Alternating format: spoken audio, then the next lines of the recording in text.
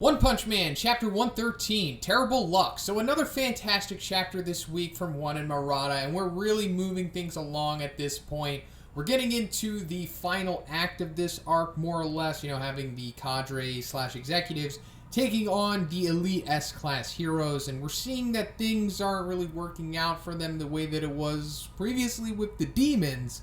Well, let's get into it. So it opens up with Zombie Man slowly coming back from him becoming that charred, used matchstick that he was at the end of the previous chapter.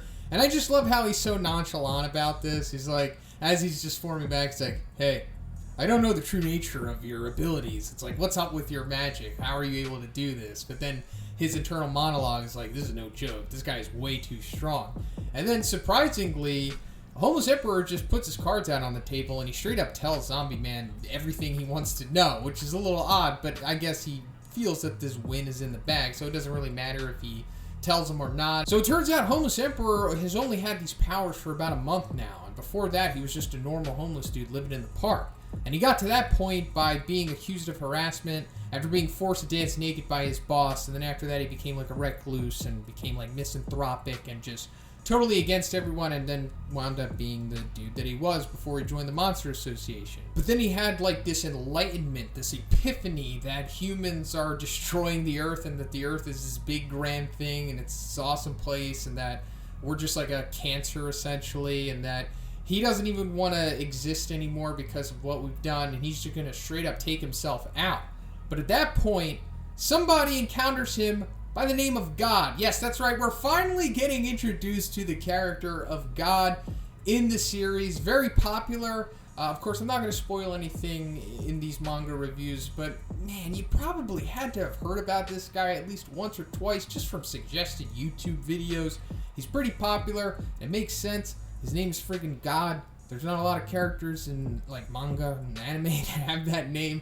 Now, I'm not going to say that this guy is the god. I don't think there's any like religious subtext to him, and I think this more so is implied when Zombie Man's like, how do you know he was God? Did he have an ID on him? Great line, by the way, also plays out like that in the webcomic. Speaking of that, most of this chapter plays out exactly the way it does in the webcomic, like the previous sequences have, but then we have some added supplemental stuff, which I'll talk about. So this like ethereal wind type being that kind of looks like the first iteration of Dr. Manhattan from the Watchmen movies. Like when he comes back from the crazy plane of existence that he goes to when he's like teleported there after that experiment goes awry, he like comes back and he's only like a nervous system at first. It kind of resembles that. Pretty cool, very underrated movie, by the way. But he winds up agreeing with Homeless Emperor, and he's like, you are correct. Humans are foolish, but you have no need to die. I will grant you this power, and I'm sure you know what to do with it. So that's it. That's how he got these light powers. And I guess Homeless Emperor sharing the same ideology as this being, and his willingness to just straight up take himself out because of how much he feels for it, was enough to convince this being that, oh, hey, this guy, he's on board. I'm going to make him my disciple, essentially, and give him these powers. So there's only so much that I can really talk about this guy and his relation to Homeless Emperor and the overbearing effect that he's likely going to have on the series. But I have made a video about it. You can check it out in the top right-hand corner. There's going to be some spoilers in there, so only the daring, please check that video out. But then we're also seeing that this was a pretty smart tactic by Zombie Man because he was buying time to like regenerate himself. He also looks pretty cool in this like half regen form that he's in. It's almost like kind of like a transformation in itself. But, it eventually doesn't work out, and Homeless Emperor is just like, nah, enough chit-chat. I'm about to send you back to the Earth. And then we see this awesome little panel of Saitama when he senses or sees the shaking around him, and he's like, hey, is this base okay? I hope we didn't break it. So that was a nice little checkup on Saitama. It's nice to see him every now and then, especially, when we just get him in big increments at once, and then he's kind of just sprinkled here and there. At least that's been part of the course with this arc so far. So we're cutting to my boy, Amai Mask. Love this dude. So the new stuff added to this chapter that didn't originally happen in the webcomic, what I was talking about earlier, is this scene in particular, where Amai Mask is walking down this hallway with like the severed head of a monster that is somehow still conscious and being like his guide / expositional tool, which is pretty cool. Yeah, this doesn't happen because, you know, the monster cells, they're not a part of the webcomic. Orochi's not a part of the webcomic, so it makes sense that this is just going to be added. And it's going to, I guess, clear up this plot line with the monster cells. So we're seeing that, like, yeah, there's like this huge mechanical incubation unit housing them. And this is confirming that they are in fact coming from Orochi. I don't remember the specific chapter where it says that originally, because I know it says it on the wiki that the cells come from Orochi, but I just personally don't remember where it came from. But I'm just glad that it's clarifying it here so it's clear as day. So Amai Mask, like the boss that he is, just completely takes out these incubators. So this is likely the end of the monster cells. We're probably not going to have to worry about them anymore. And as far as it seems, they're not going to be coming back later on in this arc or in another arc unless there's like a secret treasure trove somewhere.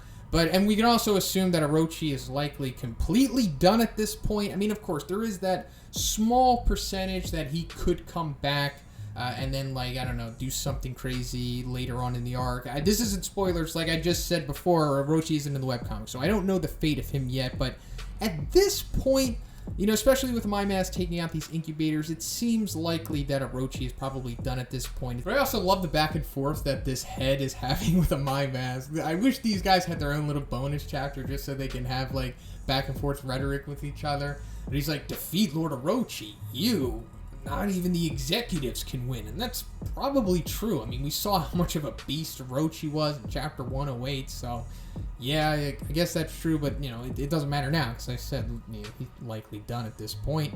But then we get some interesting dialogue from Amai Mask. He's like, piece of cake, I am an all-rounder who can gracefully defeat any opponent. I think this might be some commentary on what we saw previously with Zombie Man and Atomic Samurai, how they kind of had, like, bad matchups against their opponents. I think this is kind of implying, at least from a narration standpoint, that Amai Mask really doesn't have any bad matchups. See, like, he's well-rounded, so he can just face anyone. Like, he's just super fast, super strong. We can assume that he's durable too. He's skilled, intelligent, and he claims that he fears nothing. But, you know, we're going to find out that that's not really the case. And that brings us to the introduction of the next executive that's going to be stepping into battle here, and that is none other than Fuhrer Ugly.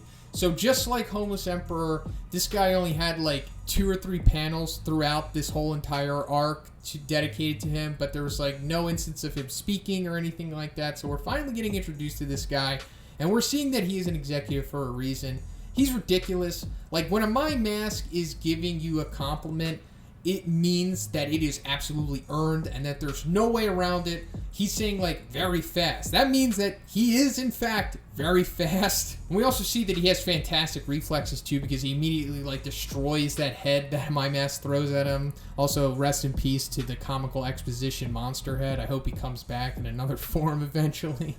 But Amai Mask, looking like a Super Saiyan in one of these panels. Pretty cool. I mean, I know he's, like, mid-speed, so his hair is flipped back. But he encounters Fuhrer Ugly, and Fuhrer Ugly, like, throws, like, a strike at him, and Amai Mask is forced to defend it, like, full on guard. And it blasts him back, and he's like, and he gets a glimpse of him, and he's like, oh, the worst. The worst, most terrible. And it's like, what's the matter? And so Fuhrer Ugly knows who Amai Mask is. It's already been established that the S-Class, the executives / cadres, they know who the S-Class heroes are. The S-Class heroes are like rock stars in this world. Also, you can go on a website and look up their info the way that Homeless Emperor did, or you can have the information about them relayed to you, which is what we found out with Giro giving that to Black S against Atomic Samurai. So it remains to be seen if that happened here. I'm thinking this might be just by chance Fuhrer Ugly is possibly encountering Amai Mask, or maybe he was going out of his way to look for him because he says he's the hero that he hates the most, because, you know, there is a clear dichotomy between these two.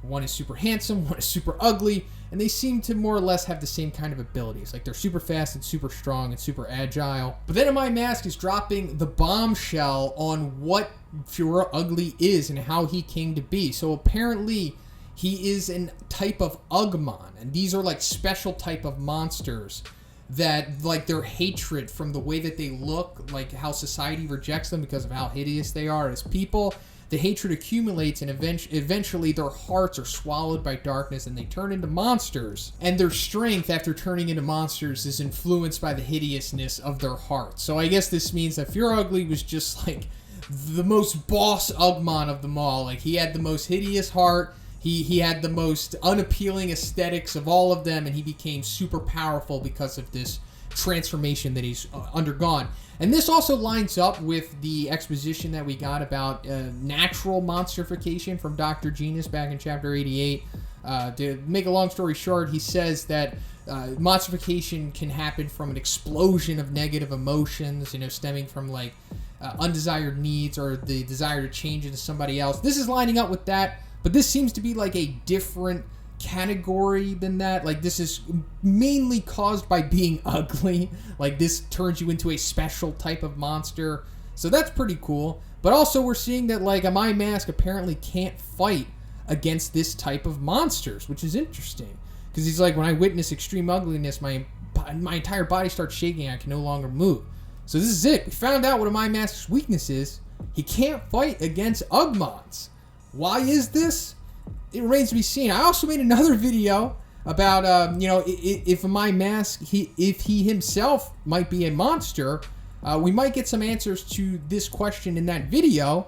There's going to be spoilers in that video, but me talking about this isn't spoilers. It's just all speculation and whatnot. So feel free to check that video out if you'd like some more info on this. But yeah, Amai Mask, he's been trumped. It looks like he's not going to be able to defeat Fear Uglier, considering that he can't even defend himself, and he's going against one of the most powerful monsters we've ever seen in the series, at least in this arc. I mean, he is a cadre, and we've seen that he's just as fast, if not faster than Amai Mask, and probably likely stronger than him, and it's already been established that, all the executives / cadres have disaster level dragons, and they clarified it in this chapter. So, yeah, that's pretty much it for the review. Let me know what you thought about this one. Hope you enjoyed it. I loved it so much. I can't wait for this just to continue. I hope that it stays bi-weekly the way that it has, because things are really rolling at this point, and we're just going to go from like battle to battle to battle, and then we're going to get some more story developments and stuff. Like the final act or the final part of this arc has only just begun, guys.